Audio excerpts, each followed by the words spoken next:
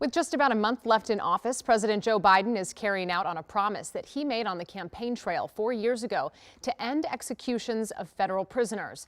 The president commuted the death penalties for most inmates on federal death row. Each of those inmates will now serve life in prison without the possibility of parole. Erica Brown has the latest from the White House.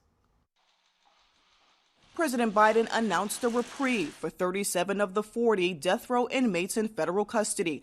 Most of the inmates were sentenced for crimes related to the killing of fellow prisoners, prison guards, or drug-related crimes.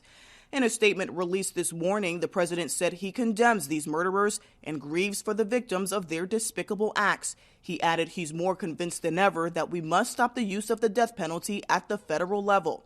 President Biden has opposed the death penalty for years. He says today's announcement is consistent with his 2021 decision to put a moratorium on the death penalty. The president felt it was so important that it was a part of his discussion with the Attorney General when he interviewed him and talked to him about the job. President-elect Donald Trump has expressed no issues with the death penalty, carrying out 13 federal executions during the last 6 months of his first term, which were the first in nearly 2 decades. President Biden said, "In good conscience, I cannot stand back and let a new administration resume executions that I halted." Biden did keep the death penalty in place for 3 inmates convicted of mass murders. Robert Bowers, sentenced for the mass shooting at the Tree of Life Synagogue in Pittsburgh.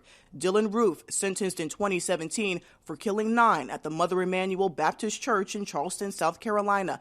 And Dzhokhar Tsarnaev, convicted in 2015 for carrying out the Boston Marathon bombing that killed 3 and for shooting and killing an MIT police officer days later.